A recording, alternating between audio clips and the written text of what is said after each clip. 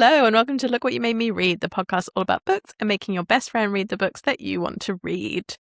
This week we are still in our Authors We Love month because it's a three-week month, however that works. It's a long month, so a 3-episode month. And we have been saying last week, maybe the week before, that we were going to read The Disaster Gate Detective Agency by Lev A.C. Rosen. Turns out he makes it really hard for me to get his books in the UK. It's a struggle, and it didn't come in time. So we were like, who else do we like? What's the hype? And we decided instead to go for Heartstopper Volume 6. We'll probably inevitably be talking about the rest of the series and the TV show. There it is. Stunning. There she is. There Gorgeous. she is. Look at them kissing. Cuties. Oh, and look, there they are as well. I love. I don't know So actually cute. if in the edit If this it will will even show up, but we'll see. We'll see. So yeah, we'll be diving into that a little bit later. For now, we have a new setup. Again, we're still trying this new structure where we try to actually be structured. Yes. Rather than just rambling, which I'm still We're doing. trying something else. A structured podcast. Who knows? Who's ever heard of that? Us. I know. So what we have added to the beginning of the podcast is a new section called, well, now it's called The Good, the Mid, and the Ugly. No, it was always called that. It was always called The Good, the Mid, and the Ugly. Sorry, we didn't change it live on camera during the episode. Do we start with our goods? I can't remember. Yes. Okay. Do you want start to with give our us goods, then your the mid, good? then the Give us ugly. your goods, Kat. Okay. My good was going to New York with Val. It was, I mean, that was nice, but the banana black sesame ice cream. I should have known this was going to happen. Yeah, no, sorry. So this past week we went to New York.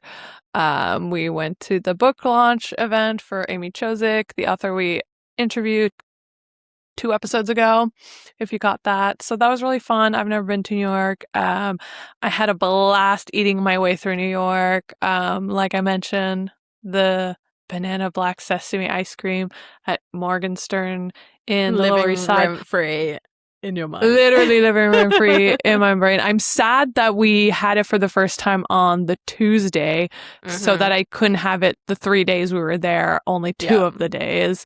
Yeah. Because it was right next to our hotel. And I would have gotten it on the Thursday we were leaving, if not for the fact that they didn't open till midday and I was already heading in the freaking airport by then.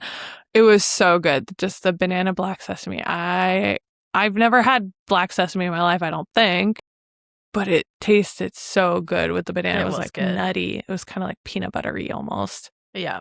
So good. I mean, I could go on about many different things we ate in New York and how good it was. And I'm thinking about it. And I'm also currently really hungry. So this is not It's not helping. But I'm just like, oh, the Linda Street pizza. That was so good. That was so good. The Apollo Lost bagel. Tacos. Oh my God, the Apollo bagel. Which, by the way, I did not realize how expensive they were until I was looking at my statement yesterday. I was like, those were expensive bagels, but oh my God, honestly, worth it. They were so good. Worth it. Yeah. We had basically bagels every morning. It was great. Yes. Sorry, I'm going to stop talking about the New York food. But that's my good. Basically, it was going to New York with Val was so much fun. I want to do that again. And the food also. Are you having fun with your camera? I don't know what's happening to me. I love it. It's like dynamic viewing of the podcast. It's like, ooh, it's like woo, zooming, dolly zooms. I know. Try not to get distracted by it. No, I'm sorry. I'm trying to, because like every time I move, it like moves with me. I'm not sure it's doing it anymore, but it was annoying me. Like so I was trying to like turn it off. Gotcha. Anyway, my good Yes, you're good. was going to New York City with you. Shockingly. Obviously, you've spoken in length about how good the food was. The food was great. The event was great. Just hanging out for the third time this year when we didn't think that was going to be an option for us. I know, was right? really great. The hotel was sick. Yeah, it was a really nice hotel. Such a good time. It broke us a little bit at the end. We have come back in less pieces than we went, but I still had such a good time with you. So yeah, me too. It was so good, and good. And the fact that we managed to see each other 3 times this year compared to before that, the last time we saw each other was in 2017 in person. Yeah. That's crazy. Yeah. Now we won't be able to go this long without seeing each other. No, now it has to be a yearly thing. And I feel like I have the travel bug now. I just want to keep going places. Yeah. Yeah. And for you as well, because you hadn't traveled in a long time before that, and then you got on a really plane 3 times this year.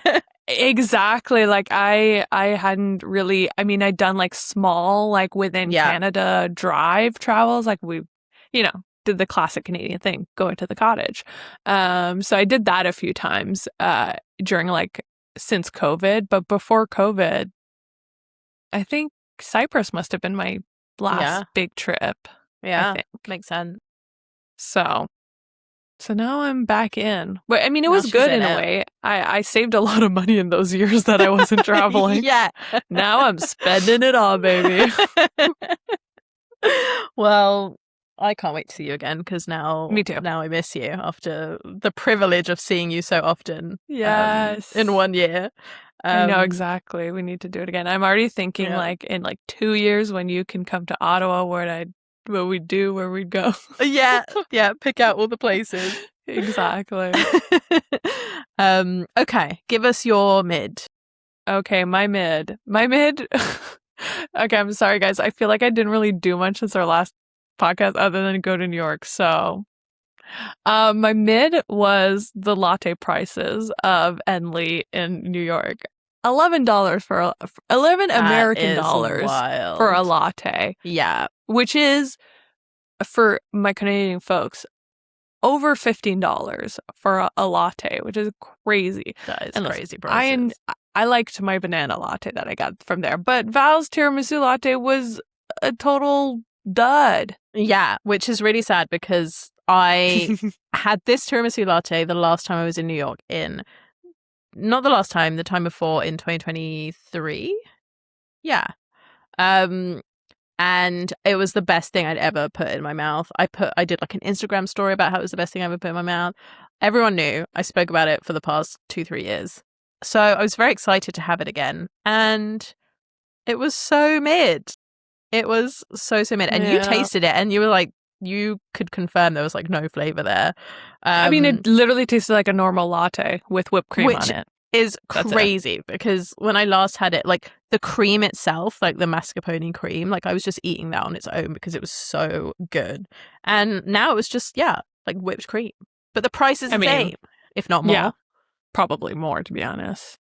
Don't get me wrong, I'm happy to eat whipped cream on its own. No, I have no issue with that personally. But yeah, for $11 American, it should have the fancy mascarpone cream. And it used to. So Enley, whatever you've done, I'm not pleased. Get it together. Get it together. I'm not going to be a repeat customer, sadly. So what's your mid? My mid is my reading goal for this year. That's why I didn't put a goal this year. I was like, I just have a feeling, and boy, was I right. I'm like, no goals. It's just going to stress me out. So usually I do 50 books a year as my goal, and I surpass it by quite a lot. Especially last year, I did 200 books out of the 50.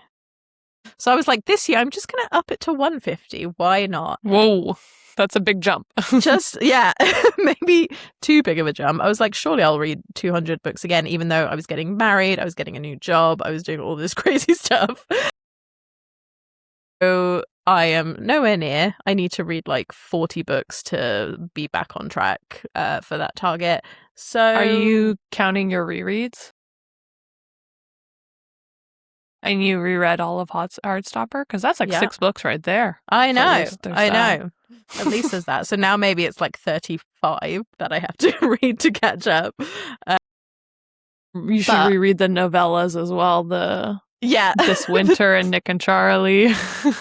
All the like 50 page. Yeah, exactly. So it's just a bit sad. Yeah, I get but that 100%. Yeah.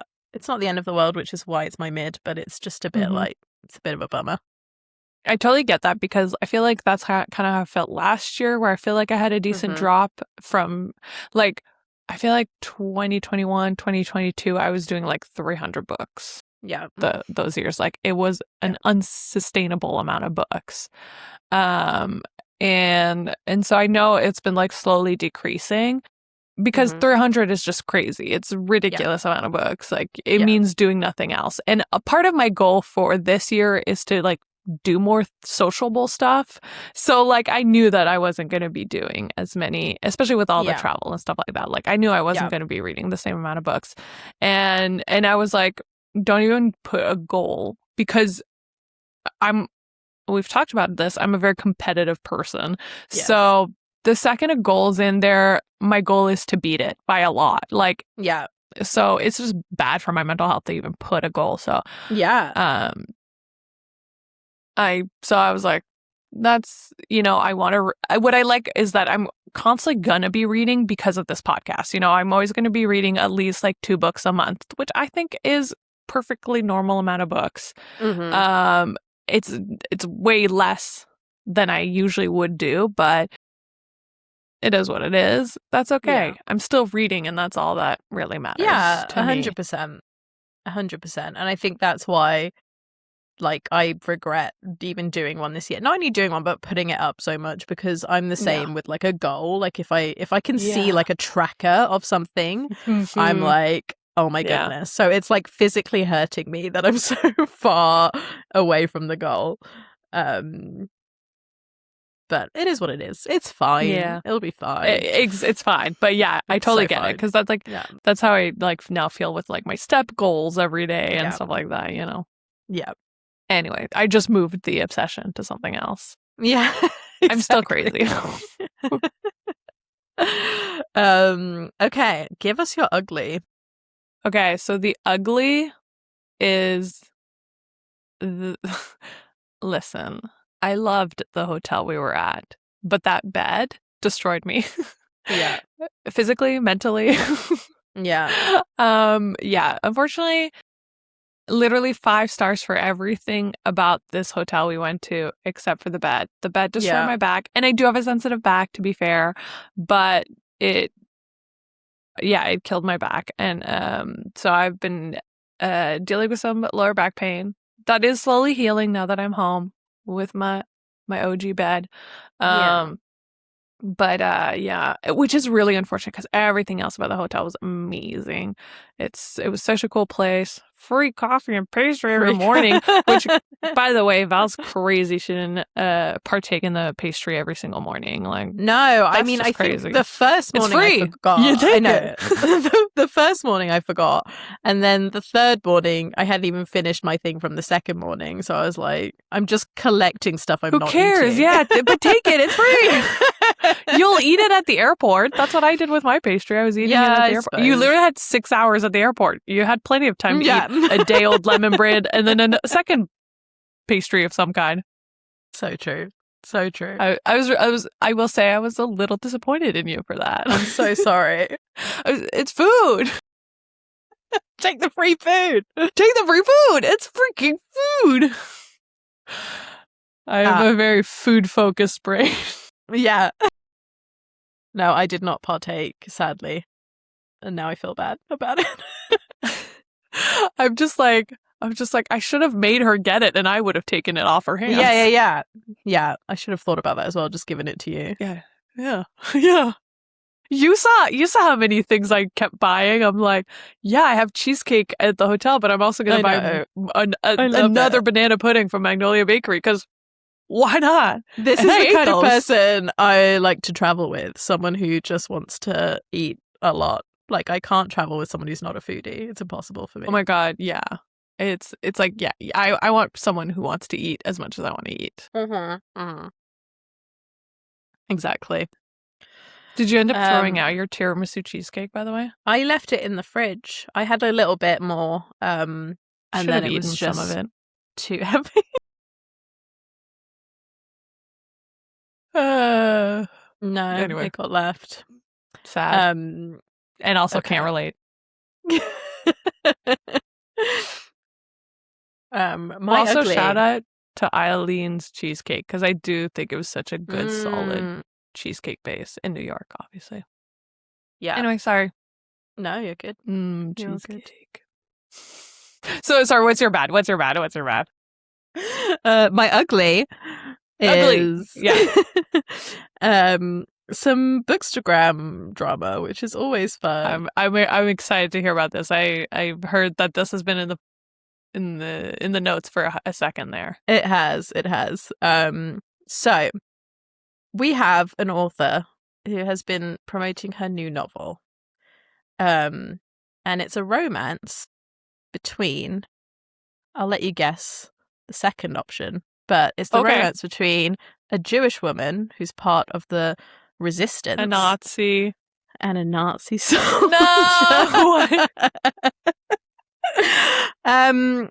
But it doesn't stop there. So the author has been creating aesthetic, like Pinterest style mood boards using what are essentially Holocaust images to be like the vibe of my book in 12 seconds, or like convincing you to read my book in 12 seconds sort of thing. And it's like mood boards of like her characters, and like it's like one in an SS uniform, and like it's literally like people fighting in the street, like with, you know, like proper, I don't want to know her like Pinterest search history. Seriously. But yeah. I'm gonna quote the tropes that she's listed for this book as well. So we have redemption arc, we have forbidden love, for a Nazi. We have Sorry. enemies to allies, we have broken soldier, and we have found family. So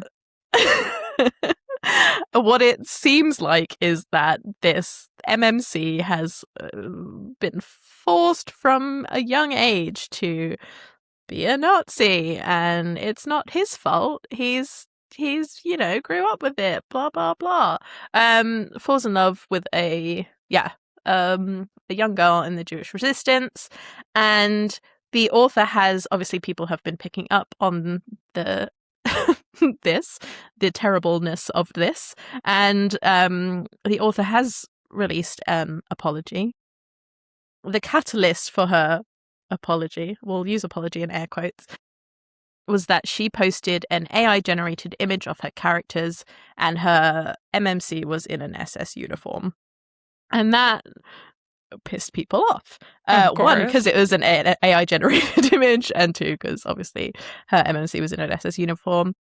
So in her apology, she basically says that the novel isn't actually a romance. It's a historical fiction with a romance subplot, so it's fine.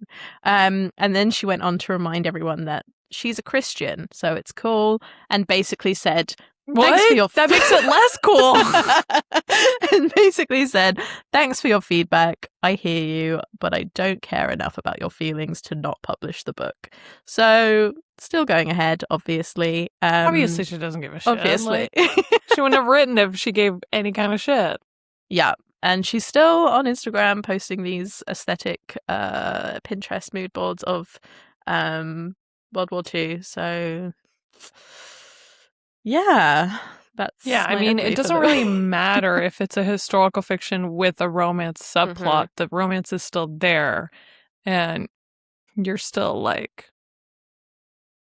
just the whole like, anytime you're trying to be like, oh, the oppressed is gonna redeem the oppressor, like, fuck off. I'm not interested. And it's like, there are so many ways, because I think somewhere in her apology as well, she's like, I think these sorts of stories are important to tell, or whatever, blah, blah, blah, some bullshit. There are so many ways to tell stories like that. Like, there are so many fiction novels which are allegories and like metaphors and whatever for that sort of, you know, Hunger Games, like things like that. Like, it doesn't have to be literally direct set in World War II Yeah. with an actual Nazi soldier, and you can do it in so many other ways. If you want to write a historical fiction, like, make shit up. It doesn't have to be, especially when you have nothing to do with anything, like, to be like in your apology, I'm a Christian, like, I have good Christian values, like, that doesn't mean anything. Like, Yeah, what are you saying?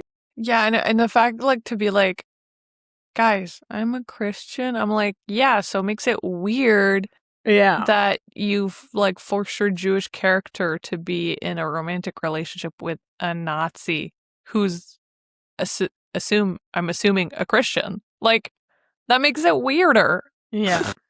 It's so weird and terrible, and Now still that's being ugly. published, so that's ugly. That's ugly. Yeah, well, I mean, Yeah. if the publisher had read this and was like, yeah, we'll publish this, then backlash isn't going to stop them. Yeah. In fact, the backlash probably makes them want to do it more, because probably there wasn't much interest before, and now at least it's going and it's having its mini viral moment. Like, that's what people want nowadays. That's why there's so much rage bait and engagement bait everywhere online. Yeah, definitely. And there's still, like, despite the group of people on Instagram who are raging about it, there's also an equally and probably bigger group of people who are commenting how excited they are for it. So, yeah. That's it is what it crazy. is, but it's gross. So, Yeah, very. All right. Well, that was the good, the mid, the ugly. And boy, did it get ugly there at the end. Not us, we're gorgeous, but no, we're stunning. Content. Yeah. Now on to the next portion of the podcast. It's the game portion. We're doing a mini game. And this week we are doing another author blind ranking where we're going to give each other 5 authors. The other doesn't know what's coming next. We got to rank them without knowing the next author. Dun dun dun. Shall I start us off this time? Yes, please. Okay. So for Val, your first author that you got to rank out of 5 is our straight queen, Allie Hazelwood. I almost put Allie Hazelwood on mine as well. Love that. We have the same brain. We'll see how many we have in common. Yeah. Look, Allie Hazelwood can be an icon, but she can also write some really bad things. Yeah. Problematic summer romance. That's the only thing that's in my head currently. Does it get worse than Allie Hazelwood? I'm gonna put her at a 4. I think it can get. It's gonna get worse than that. And she has some. She has some iconic moments. So, and she does. She does. All right, your next one is Briar Prescott. My queen. Your Briar queen, Prescott, yeah. my queen. Okay, you've got a bit of an attachment with her, even though the last book wasn't great. There is something about her books that are just like comfort reads to me. Despite the last one that I spoke about.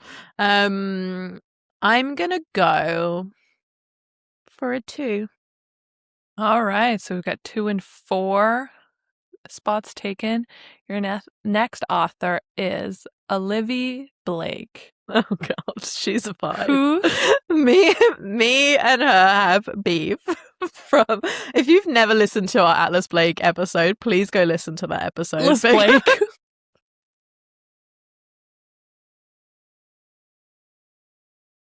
Yeah, Val, like, I mean, we both rated it like 1 star, but Val had like a really visceral hate.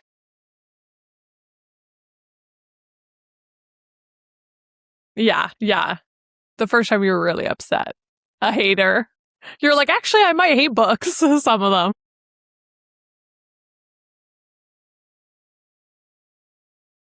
Yeah, that's so fair. Yeah. We've only read the 1 book, but man, that book was enough to put us off for life. It was tough. It was really tough. It was a tough read. All right, so you have 1 and 3 left in the spots, and your next author is Sarah J. Maas. Oh my God, you're such a bitch. Well, I mean, I can't put her at fucking 1. So it has to be 3, even though she deserves lower down. Wow, I can't believe you like Sarah J. Maas more than Ali Fuck Hazelwood. off. That's crazy. Okay. Maybe you won't be so upset with me for the last one. The last author, and you have no choice but to put them at number 1. It's Rachel Reed. Yay! Okay, that makes everything I was like, slightly better. I can't be too mean, you know? Could have put Colleen Hoover at the end there, but no. Oh my goodness. Did you give me Colleen Hoover on the last one? No. Okay. Maybe I did, actually. I know I did Emily Henry. That was the bad one I did. Yes. Okay. All right, my turn. Okay, let's do this. Wait, actually, before we do my turn, how would you, so you ended up with Rachel Reed, Briar Prescott, Sarah J. Maas. I would have done Rachel Reed. Olivia. I would have done Rachel Reed, Briar Prescott, Ali Hazelwood, Olivia Blake, and Sarah J. Maas at the bottom. Yeah. Okay, are you ready? So we have, in the theme of our podcast today, Alice Oseman. Okay. Next we have Holly Black.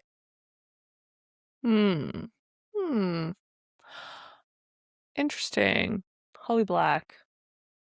Remind me, what is she? The Cruel Prince? Yeah. You're like, I was like, okay. See, the thing is, my brain was like, that's the Cruel Prince, and I was like, is it the Cruel Prince? Yeah. For some reason, my brain was second guessing myself. Okay. Trust your Cruel brain. Prince. Yeah, Cruel Prince is a great series. Everything outside that I've read of Holly Black, I've been a little meh. I didn't love I didn't care. I can't remember. There was a spin-off of The Cruel Prince. I already forget what it was called. And I read the first one, and I think I started reading the second in the series, and I DNF'd it because didn't love it. Oh, I remember us talking about this, actually. Yeah, and then there's another book called Forest, something Forest, that I read, which was fine. I don't know. It's I think I'll put it at 4. Because I really like The Cruel Prince, but I think I'm just kind of over it, you know? I if she has new books coming out, I'm not really picking it up. Fair enough. So we have 1, 3, and 5 left. Keeping it next. Keeping your options open. Keeping my options open, exactly. Your next author is Rena Kent. I mean, 5. I mean, I'm never reading anything by Rena Kent ever again. Yeah. God of Fury was quite enough. Thank you very much. Yeah, not a fan. And I still to this day so often will see Instagrams where it'll be like, oh my god, the most soulmatey soulmates ever, and they're like Brandon and Nikolai. Brandon and Nikolai, and I'm like, awful. Really? Awful choices. Girl, terrible. You need to evaluate your thoughts on love and relationships, but okay. Honestly. Do you remember there was that thing where maybe I was secretly Rena Kent? What? Because she was she had my birthday. She was from a specific London. Area in London that okay. Yeah. Yes, okay, it's sounding familiar. It feels like you're bringing this up to reveal something today. Maybe we'll see. Well, now that you've put Rena at 5, maybe not. Yeah, maybe I'll keep my secret. I mean, I just don't think you would put lacrosse as the main sport in your book. I just don't think you would do that. Everything else I could see you doing, but not the lacrosse. Not that. That's where I draw the line. That's just not you. Okay. So you have 1 and 3 left. Yeah. So we have Alexis Hall as your next author. Okay, 3. I'm scared about what my 1's gonna be, but yeah, I'm fine with Alexis Hall being 3. They've got good and bad, you know? It's all Yeah. over the place. Yeah. I really liked that book reread last year, or was it this year? It would have been. I don't think we've done an Alexis Hall this year. Okay. It was like the 10 things, something, something. You weren't that crazy about it, but I really liked it. Now I need to remember what that is. It was like, I it was the remember it. number month. It was the number month that we did. So it must have been last year. You did like maybe Six of Crows? I think I did. Yeah. Okay. Anyway. I still don't know what the Alexis Hall one is, but I'm going to look it up after this to remind myself. It was about the boss, and he pretended he had amnesia. Yes. For That some one. reason, I was thinking straight book. I don't know why. There was What? like Alexis I know, Hall straight book? I know. For some reason, I was trying to think of a straight book that we had read that was That's Alexis so Hall, but weird. it doesn't like, exist. why would you even associate Alexis Hall with straight? I don't know. That's so strange. You're very strange. Thank you. Okay. Your number one author is Casey McQuiston.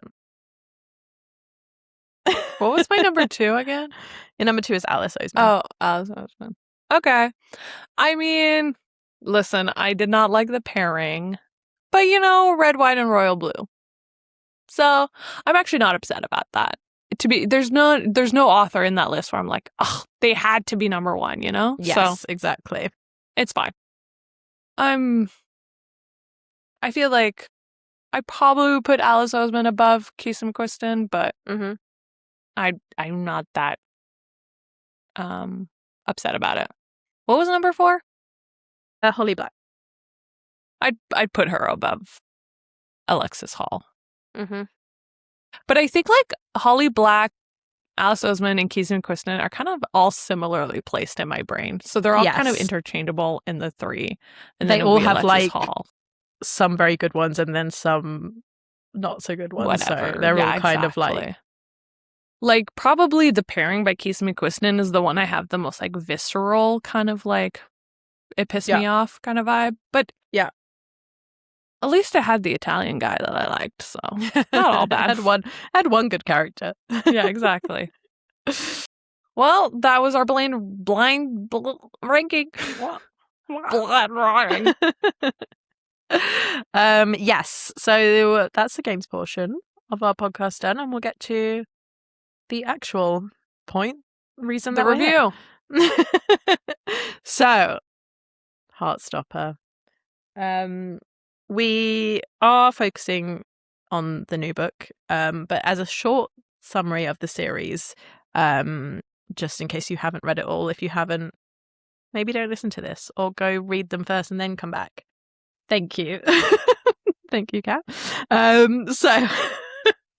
Heartstopper follows Nick and Charlie, who meet in their form room at school.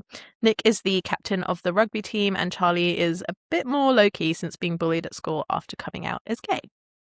The series follows their love story, and by the 6th volume, they are very much in love. They've been through dealing with Charlie's horrible ex-boyfriend, Nick coming to terms with his sexuality, Nick's not very nice father, and Charlie's time as an inpatient due to his anorexia and OCD. Now, in Volume 6, they're navigating how they're going to handle long distance when Nick goes to university. Nick isn't handling it well, as he isn't sure who he is without Charlie, while Charlie has things outside of just his relationship with Nick. Nick's childhood trauma with his dad causes him to pretend he's fine when he's not, though Charlie can clearly tell something is wrong.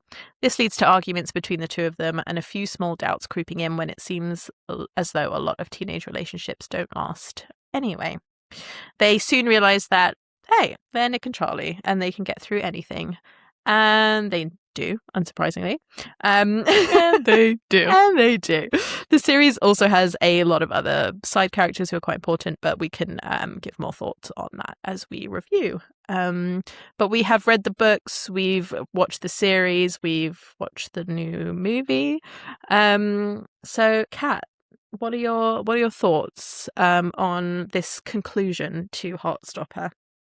I thought it was a really good conclusion. I was very happy with it. I felt a little emotional finishing the book. I was like, this feels like an end of an era. Like, yeah, I remember reading the comic on Tumblr back in the day when Alice Oseman would like post it for free on her Tumblr. I don't know when I started. I was trying to figure that out, but it was definitely before the books came out, and they came out in 2019, and she started posting in 2016. So I want to say 2016, 2017 is probably when I started reading them on Tumblr. And so it feels like I was kind of like a little bit of an OG fan. And so seeing it end, it was like a little bittersweet. I was just like, I really did enjoy it, but yeah, I was sad. I was like, oh, this is crazy. I feel like I have been in this for like 10 years. It's kind of crazy to me that it's finishing. In my head, it's just like was never going to finish. It was just going to be an ongoing. We see them in university and then as adults, especially because like she's posted some random posts of like Nick and Charlie as adults. And I'm like, no, I want that. Like, yeah, exactly. Like, I feel like I also even have that feeling not being in it as long as you have. So I can't imagine how it feels to be like one of the like OG Tumblr sort of fans. Because I found out about Heartstopper only when the series came out, and it came up on my Netflix of like, you might like this. And I was like, really? You hadn't read them before that? Wow, that's crazy. No. And then I think I remember talking to you about it from that. And then you had told me about the books, and then from then I read the books. Really? First. That's so crazy in my head. Because like I remember when they announced that they were making a series, and I was like kind of paying attention to that and the casting and all that. And in my head, like you were there with me because I just always assume, but I guess you weren't. Yeah. But like, I feel like I've created memories of us being like, oh my God, they're making a show of it. But I guess that didn't happen. But no, yeah. I remember sitting on my sofa and it coming up, and I was like, this does look something I would like. Weird that I didn't like put you on it before then. Yeah, being like, you should read that. That's crazy. I feel like even in the Tumblr days when I was reading it, I would have like sent you the comic, be like, you should read it. Yeah, but I don't know. I don't remember any of that. Yeah. Unless weird. I mean, we know what my memories like. It could have happened, and I was just read a page, like and then I was like, well.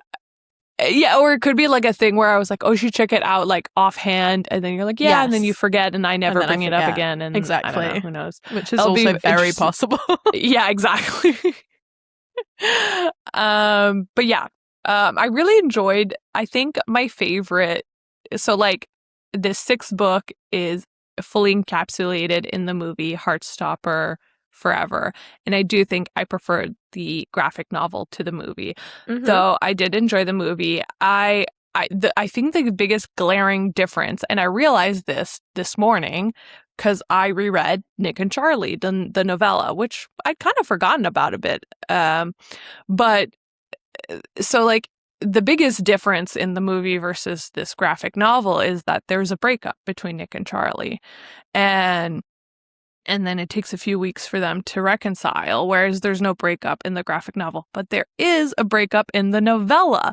And so when I was reading the novella, I'm like, oh, this is where they got the material for the movie, because it feels like they merged the two, which I think is kind of interesting. I'm curious Alice Oseman's like thought process on this, because it feels like she omitted the breakup from this, because in the novella it happens before the like Leavers Ball, which would be within the time frame of this graphic novel. Yeah.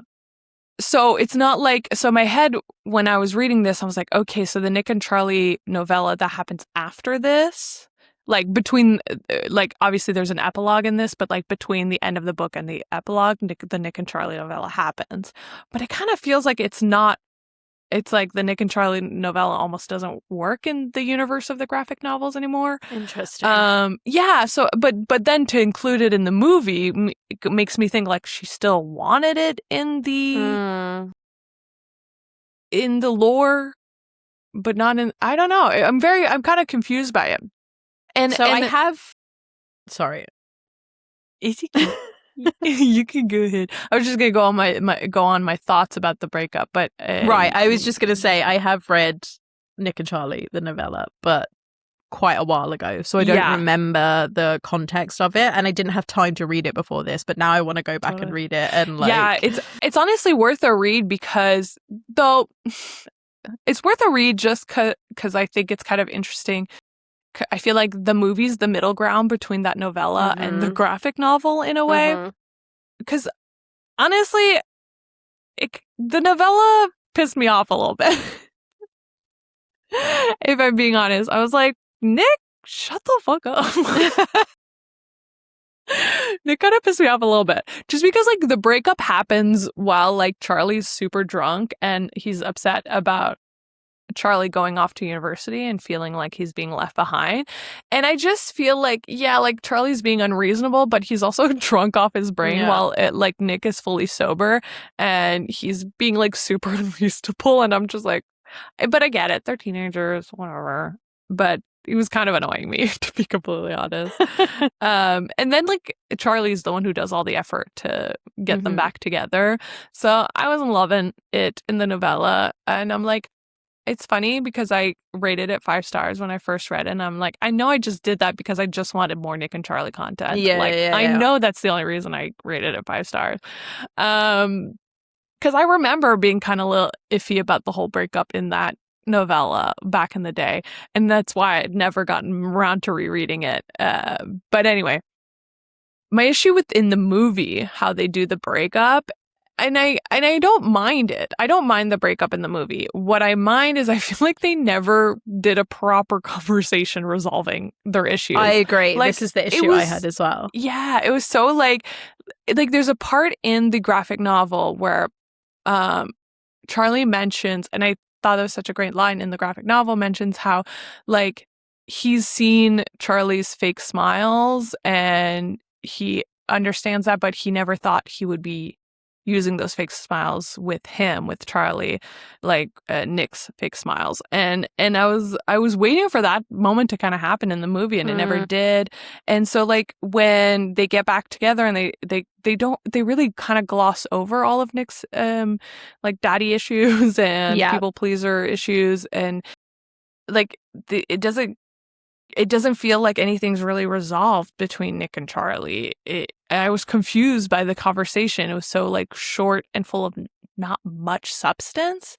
And then they're back together, and I was like, where's that the substance that the graphic novel had? Like, they had a lot of conversations going through his issues and kind of, like, talking through them. Like, there's even one conversation that in the movie, I think, Nick ends up having with his mom instead of Charlie that he did in the graphic novel.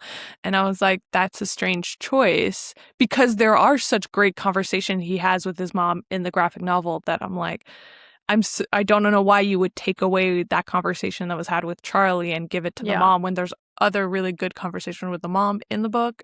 It felt like an odd choice to me, and it just felt very kind of dissatisfying as an ending for the movie. Yeah. I agree with you. I had the same thought when they were at the beach having their conversation, and it just kind of ended with the, well, we look after each other, don't we, line. And then that was kind of it. And I was like, that was it. Yeah. Oh, I was like, there's something missing. Like, there should be more here that they should be talking about. It's almost like they ran out of time, and it was just like, but they should have taken away the time from something else. I agree. I wanted more from that. Like, if you're going to do a big breakup, which you don't get in the novel, in the graphic novel, and put it in there needs to be, like, more substance in them getting back together rather than them just, like. So I agree. I had a bit of a similar reaction to that part as well, because, like you said, they have, like, deeper conversations about it in the novel when they don't even break up, as opposed to, like, in the series where they actually break up and they're having less substantial conversations when they get back together. Exactly. Yeah, and then the whole, like, the camera thing, like, where Charlie develops the pictures, that's all from the novella, the Nick and Charlie novella. That's all in there. I was like, oh, I didn't realize that's where all of this was. I was like, it's very much taken from that, and it's like. And I think because they tried to kind of merge the novella and the graphic novel into one for the movie, it didn't fully work, because maybe they're trying to do too much of two things. And so they ended up having to rush the getting back together. Yeah. But even then, I feel like it wouldn't have taken that much time to add a bit more dialogue. Just a few more lines. Just a few more lines to be like, oh, I noticed this. Oh, Yeah. because of my issues with my dad, this was going on with my dad, and because of that, I keep worrying that if I'm not a good enough boyfriend, that you'll break up with me. And like that stuff is all more interesting Mm-hmm. than the breakup that happens in the actual novella. Like, I think they had good material to make this believable breakup that then gets resolved through communication. I think it could have Yeah. worked really well, unlike how it works in the novella. I don't love the way that one's handled. I don't love the Yeah. reasoning behind it. So like it had potential, but they really fumbled it, like we said 12 times. Yeah, no, I agree. And I mean, going back to the novel, Yes. I guess, yeah, I definitely preferred that as an ending, and I also quite like, um, so we were talking about like the other side characters and stuff, and like Heartstopper is very like everything is great and like everything ends up great and whatever, blah blah blah, everyone gets together, but I do quite like I was sad about it, but I do quite like the handling of Tao and Elle as well, I agree. and their ending, because they kind of realized they were fighting more than breaking up, more than being together, and Elle's going to art school in Berlin, so it just wasn't really working out for them, Hmm. and they were very mature about it, and like I quite liked the way that was handled as well, because I think those sorts of like endings are important to kind of touch on as well. It can't be like every single person. I know we read those books as well, where literally every single person gets a happily ever after. But I think that stuff is important as well, especially for the audience of these kind of like Yeah. novels. So I quite like the way that that was handled. And in the end, he does Yeah. go to Berlin, and they like. I mean, it's inconclusive what Open-ended. happens, Yeah. open ended, but yeah, it made me sad because I love Tao and Elle, but also I thought 100%. it was I'm handled well. agreed. I think it was such a good kind of like way of explaining like we're prioritizing the friendship. It's important that the friendship stays healthy, and because that is at its core like the what's most important, Yeah, and that we know that this long distance could, get ugly, so we're going to break it off. And in my head, they got a second chance romance when they're much yeah, older, like yeah. maybe late 20s, early 30s. They end up in the same city, and so they reconnect. Like they've always been in touch, but now they're in the same city, so they spend a lot of time together, and they get back together and they get Yeah, married. I agree. Because I do really love them as a couple. I I think love them. like I especially in season 3, like I Mm-hmm. really loved Tao and Elle Yeah, so much. I know. Yeah. Interesting. She's pretty solid, but it's kind of like she has the kind of books where it's like I this would be so like so I was listening to Solitaire this Mm-hmm. morning because part of that book it's set in the like Heartstopper universe, and it's set during the like third or fourth volume like within it. And I was like listening to it and I was thinking, I was like, this would hit so hard if I was 16. But in my 30s, it's Yeah, hitting a lot cringe. yeah, But so because like it's about Tori, who's Charlie's sister, and so much of it, I'm like, Tori's low key insufferable, like, and annoying in her POV, but it's also like annoying in a way that I was annoying as a teenager. Like, I'm like, I yeah. would be thinking similar thoughts 100% as a teenager. So maybe I would like it better as a teenager. It's kind of annoying as an adult. And I feel like that's kind of like that for a lot of her books, but I have such a special place in my heart for Heartstopper and Loveless as well, and like they're fun books. I'm gonna put her at 2. I think she does have a special place in my heart um for the Heartstopper series, so I'll put her at 2. Tao is just like Oh, I love him. Like, I know he has his moments in season 1 where he's, Yeah. he's being a bit annoying, but we get it. Like, I fully understand why, and they're I teenagers. do get it, exactly. But overall, 10 out of 10 character. Agreed. Tao. I love him.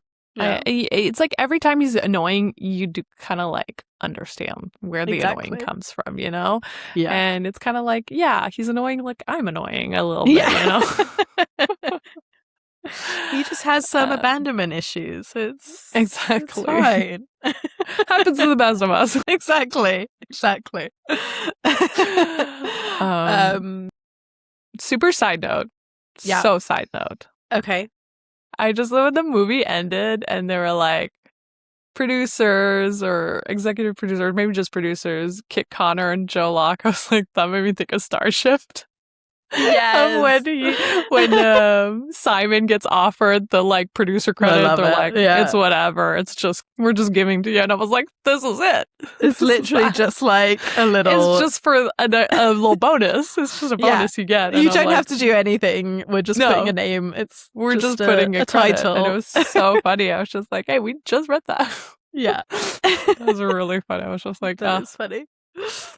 Anything for me to start thinking about Starship, you know? Or Cat Sebastian, or Cat Sebastian, and just Simon Devereaux. Ugh, I love him. Love him. Sorry. we also, this reminds me of like when I was reading the volume 6. Anytime they had the teachers, I was like so excited. Mr. Farouk and the other one, I forget the name. Mr. Ajayi. Ajayi, yes. Yeah. Whenever they show up, and I was like, I was like, I am craving some adult romance right now. I had the same thought. I was like whether it's them or something else, like I need. I was just like, because I was reading, I was just like, oh my God, I would love a full book about these two, an entire book about the teachers, a romance of beginning to end. And I was like, I think I'm just craving an adult romance because I've spent so much time with these teenagers that I need some adults in the room. And so every time the teacher like side plot was happening, I was like, yes. I know. And I love them as well. Like, I love so cute. them. The very small amount that you get of them, like. I'm attached. Yeah, I'm fully attached. Exactly, fully attached. I mean, the thing I liked about Volume 6 as well was sort of like seeing a bit more of Nick's vulnerability in general as well. Yes, like, I agree. I thought that was really well done, and I liked him, getting drunk at the bar and like getting jealous, and all these insecurities are coming out, and he's been there for Charlie through a lot, and he's going through his own shit, and he's trying to hold it all in and be the best boyfriend he can be. But I really liked the handling of that, and like him getting the volunteer job at the little dog shelter. Yes, yeah, I think it was so good because like for the first like 5 volumes, it's a lot of Nick being there for Charlie for because he goes through some pretty intense mental health issues, and it would take a toll on a person being that young, and at the start of your relationship, like things getting pretty intense and dark pretty quickly, and you're doing your best to be there for this person and being like the rock for this person. And I'm like, I'm really glad they kind of like showed that other side of like how that would affect that person as well. Like as Charlie's now healing, like Nick now has to grapple with how that made him feel and how that brought up trauma from his childhood. And I think they did such a good job, because it's kind of like for the first few books, it kind of feels like Nick's almost this perfect guy, and then this book is really diving into how no one's infallible like that, and she does a really good job, and I appreciate it in the book. There's no like big breakup. It's all about like communication. Agree. And because I don't think it was necessary. I appreciate the drama of it for the movie, but I'm glad they didn't go that route for the graphic novel. So that if you're just reading the graphic novel, I think it's a really good arc of a story where the relationship's not perfect. These humans are not perfect. but they work hard for this relationship to stay solid, to stay something that they want, something worth fighting for, you know? And I think in this book, things being turned around where it's Nick is the one having issues, I thought was such a great thing, because like in the novella, so much of it is Charlie having issues with Nick leaving for university. I'm glad that's kind of taken out of the graphic novel. I don't think that's necessary, and so I'm really happy that that wasn't a big focus in the graphic novel. I really like the way everything was handled. I think if you're not interested in every media there is of Heartstopper, graphic novels 1 to 6. I agree. That's all you really need to read.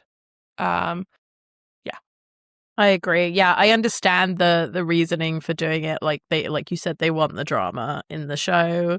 They want that like third act breakup or whatever. I get it, but like you said, it's not necessary. And it like book Nick and Charlie are so solid and so strong, and that's what makes all of their friends be like, you guys are the ones that are gonna like make it through all of this, because they just communicate well. I mean, you know, they have their ups and downs, obviously that's what causes their arguments, but there's no breakup. And I like when books do that. It's not always necessary to have like a big dramatic breakup and then get back together. So I agree. I think the 6 novels on their own are like a good solid story. Yeah, I feel like it gets muddied by the novellas and the show a little bit. Yes. Yeah, and also it's like still, maybe I guess you with the movie as well, you maybe don't have as much time as you had with the previous. Although I mean, I guess with the season 3 they combined a few of them, but as well in like an hour and a half film you've got to kind of pack everything in. But yeah, exactly. I will say also in the movie, for some reason they chose to make Charlie less popular. He only got 61% of the vote, and in the book instead of 82%. I know, I was like, crazy. Why? Why are we making him less popular? Just rude. That's not necessary. Yeah, very strange. Maybe they were like, 82 is a bit too much. Like, let's tone it down. He did great. He did great. Exactly. Oh, wow. I feel like Darcy and Tara maybe took a slight step back as well. I feel like it's like, because obviously these side characters don't have as much story in the graphic novels. They really embellish for the show, that when they're doing this movie based off Volume 6, they don't really have any Tara and Darcy material to bring to the movie. In fact, all the stuff that was happening in Volume 6, they've already addressed in like Season 3 and Season 2 of Heartstopper. It kind of felt like Alice Oseman was like, oh, I like this thing in the show, let me add it to the graphic novel, which I also liked, like Tara being Darcy being non-binary and moving out of her house and all that stuff. So yeah, I guess there wasn't really material in the book itself for them in the movies. Yeah. Which is unfortunate, but again, I don't think they would have had time. Exactly. In the movie. With like, the movie. If it was they did a 4th season instead, like, then hopefully we'd get some good Tara and Darcy subplot. But I guess there wasn't much to do. No, you're right. There isn't, like you said, time and plot wise material. There was lacking. But because I mean, the main thing we got was Tara deciding not to go to Oxford and then going into Railing instead. And I was like, okay, cool. Love that for her. Good for them. Good for them. I mean, they seem like so chill, like the most chill couple. Yeah. It's kind of funny when people are always like, it's Nick and Charlie. I'm like, I don't know. Tara and Darcy I have know. been together longer, and they seem pretty fucking drama free. They're very solid. They're really solid. couple. Yeah. I had something else that just popped into my mind and I've forgotten it. I did realize when I was rereading these graphic novels that I had never gotten around to reading the 5th one. I was like reading them. I was like, I never actually read. Like, I bought it when it came out, and then I never got around to reading it. I was like, interesting. Did you? So I think I did like it, but it was very much the second half of season 3. Yeah. So I was like, okay. It's funny. I'm also glad in the movie they chose to finally recast Nick's mom. Yes, rather than just pretending she's busy all the time. Exactly. Honestly, they should have done that for season 3. Like, I appreciate they got Haley Atwell. She's great, but they really should have just recasted the mom because I think it would have made more sense. But it's also unfortunate that we couldn't have had Olivia for season 3 in the movie because she would have fucking killed some of these scenes. But I agree. Because it's funny that she's there for season 1 and 2 where there's like less meat to like her scenes, whereas season 3 in the movie you had a lot of like really good Nick and his mom moments. So she needs to be less booked and busy. That's the problem. And also she's probably quite expensive now too. I don't know if she's probably also quite expensive. Yeah, the budget for it. True. We also got a little Alice cameo on the train.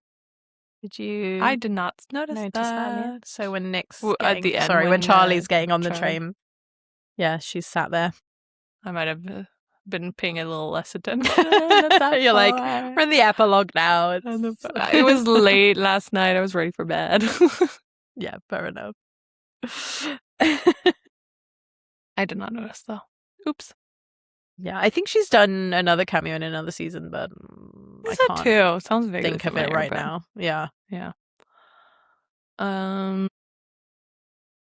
It's interesting reading Solitaire because right now, I'm sorry, so sidetracked, but because the Ben arc is interesting because at this point in the show he's left both schools.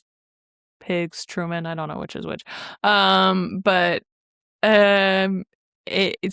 he's still at one of the schools. He's at the girls' school because I'm slightly confused how there's like in sixth form, I guess some guys go to the girls' school and some girls go to the guys' school. Yeah.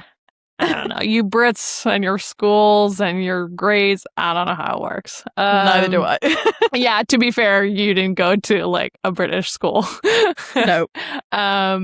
So I guess he's in the girls' school and he's like sort of dating Tori's best friend at the moment. And I remember that later on in the book, there's some drama when he and Tori and Nick and Charlie are all at a party. So there's like moments in Solitaire that I really like for the Nick and Charlie drama of it all. Because, you know, in volume 3, I want to say, volume 4, it's from season 3 of the show, at least. So that must be 4. Sorry, sidetracked. Yeah, 4 then. One of those. Anyway, doesn't matter. But so it's in January after Charlie's back from the mental institution he was in, and they talk about how he has like a self-harm relapse in January, and after him and Nick get into an argument and Nick leaves. And it's like briefly mentioned that like Nick talks to Tori and he comes back and they make up and all's well. But like, so that scene is told in Tori's perspective in Solitaire. It's when Solitaire is happening. And I remember that scene being very like quite intense and being like, oh my God, I need more Nick and Charlie. So like Solitaire is almost worth reading just for the Nick and Charlie bits. That's what I feel like I'm going to be like if I read it. Like, I kind of want to read it, but then I feel like I'm also going to be like, any Nick and Charlie scene, I'm going to be like, oh, I just want more of that. Yeah. And the thing is with that book is like it has a really rough start. And it's funny because I remember trying to read it initially and giving up because the opening scene was like so cringe. It hurt my ears, hurt my eyes. But then I went back when I realized that the Tori in the book was Nick and Charlie's sister, and I was like, okay, let me read this. I don't think I realized it initially, but it literally starts off with Tori's friends having a whole like argument over Harry Potter ships, and it is rough. It is rough. That sounds rough. It's rough. That sounds really rough. Especially when one of the characters is trying to defend Snape and Lily as a couple. I was like, I can't. It pissed me off so much. I was like, no, I'm not reading this. And then this morning when I was listening to it, I was like, oh, brother. It pissed me off again. It's like, is this worth it? Maybe not. Yeah. I don't know if I'll get around to it. I probably will not continue. I was just listening to it for like material for the podcast. Yeah. So I think I'm just not going to continue it. And also Tori's a little annoying with her whole pessimist, woe is me, no one understands me, I'm nothing vibe. I'm like, I get it, but like, I'm not interested. No, fair enough.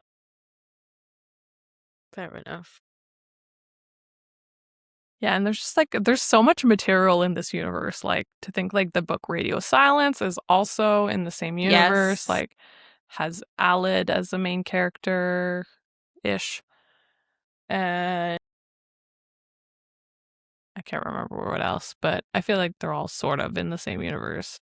Yeah, there's quite a few novellas. There's quite a lot of extra like bonus comics that she posts. Yes, like we said, that like them being older. There's quite a few of those. It's a lot of material to get through. It's a lot of lore, a lot of material to keep up with. Yeah. But I know people are a bit upset with Kit Connor at the moment as well for being like. Was it the thing you said? Maybe about like cheating on. It's funny. Charlie or something. And I honestly, to be fair, I get that. Like, I would be annoyed too. So I guess in an interview you said if he had like creative control, he would have had Nick cheat on Charlie. Yes. Which I'm like, yeah, it was given like the way he said, I can't remember like verbatim what he said, but the way he said it was giving like, I have cheated in the past. So I should be forgiven. Just like I want Nick to cheat and be forgiven. It's, I don't know, such a 22-year-old boy take, I feel like. Yeah, it's a weird one. Like, I understand like young people who do stupid things and whatever, like I get that. Totally and that's my thing. I think someone who has cheated on a person is not an irredeemable person. Yeah. I think 100%. I just don't think then that relationship should be continuing. Agreed. I think the person is still redeemable. I think the relationship is done. I agree with you. And also it just makes zero sense. But because of that, it makes zero sense for Nick and Charlie because exactly. Like, if that happened and they were still endgame, it would just taint the whole thing. It would be the worst. It would be the worst. It would be the worst. It's giving like, oh, happy endings are just like not cool, you know? Yeah. I need pure drama and heartbreak, and for it to end with heartbreak. And I'm like, well, we have a few queer stories that end in heartbreak. I think we can handle a few that end with a happy ending. Exactly. Just a thought. I think we deserve a few happy ones. Yeah, exactly. That's my thought on that. Do you have anything else? Jonathan Bailey was very handsome. I too would get horny after meeting him. Jesus Christ. That's just one of my notes. It was funny to me that they like talk about hooking up right after it, and I'm like, I get it, boys. Yeah. I get it. Yeah. He's a very, very handsome man, especially with his little glasses, his slutty little glasses. Slutty little glasses, yeah. No, I think that's all I got. for that. Perfect. What would you rate Heartstopper Volume 6? I'm gonna rate it 5 stars. It was cute. I liked it. I'm gonna leave off this series with a 5 stars. I feel like I've kind of grown out of all of Heartstopper, which is fair enough. Yeah, exactly. I've grown out of it, but it was a fun journey. I had a good time reading these books. They're probably gonna sit on my shelf for a few years before I look at them again. Yes. But I will look back on it very fondly. Yeah, that's very nice, very sweet way of putting it. I agree with you. Thanks. So 5 stars for you?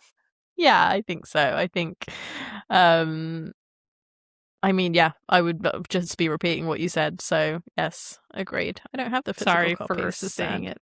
Yeah. Oh, yeah. You talked about maybe getting it in New York, and then that never happened. And then I just never did. Yeah, and I Yeah, could have got to a be fair. floppy version of it. Yeah. Do people know this, that America has obsessed, floppy guys. books? All Every of the books bookstore are we went floppy. to, she was like, "They're so floppy," and I'm like, mine are they aren't. Wait, take your Starshipped. Let's try to compare how floppy our Starships are. Oh yeah, I see. Do you see what I mean? Mine is much floppier. And because look at this paper, it's like brown, and yours is like white. White. So It's yours so is like. interesting. My books I'm don't do wondering that. what this is like for the audio listener right now. So it's just like a very weird sound. Hopefully you guys enjoyed the sound of us trying to make our books flop around. Oh yeah, you're right. It's very stiff in England. I feel like that speaks to the people and to the culture. We're very stiff over here. So very stiff, you know. Whereas here in North America, I guess we're very malleable. I don't know. Bendy. Bendy. Flexible. We're very bendy. Well, you saw me. I'm so flexible. You are. I only in certain ways, like I mentioned. Yeah. Not in all the ways, but in some ways. No, yeah. I feel like this sounded really suspicious what we did on holiday. You're like, no, you were really flexible, actually. What happens in New York I saw stays some things. In New York. Yeah, that's all I'm gonna say. Do you want to take us through? Yes. What's oh my god, next month. That's right. So next episode's gonna be in August, which means a new theme for our book picks. And for August, we're doing a very kind of fun, kind of throwback to the title of this podcast. Yeah. Because we haven't talked about Taylor in a hot second on the podcast, but we're doing a Taylor Swift lyric month. I don't know if that's the right way of phrasing it, but we're doing books. We're doing books. Yeah, we're doing books where the title is a Taylor Swift lyric, and the first pick is mine, and I've chosen "Say You'll Remember Me" by Abby Jimenez, and so "Say You'll Remember Me" from Wildest Dreams by Taylor Swift. It is a straight romance. So guys, buckle in. Maybe we'll love it. Maybe she'll be another Allie Hazelwood. Maybe. Kat is pulling a very I'm a little scared. Worried face. But maybe it'll be great. I would like to say as well, yeah, hopefully, that you would think it's a really niche theme, but you would think it isn't. It really, honestly, it's hard not finding titles. Exactly. Taylor Swift lyrics. Exactly. It's kind of funny. I've read multiple books with Taylor Swift titles. And I had a couple options. I just picked Abby Jimenez because I've heard of this author a lot. People talk a lot about her in the street circles. So I want to see what she's all about. I'm just kind of curious to hear. Yeah.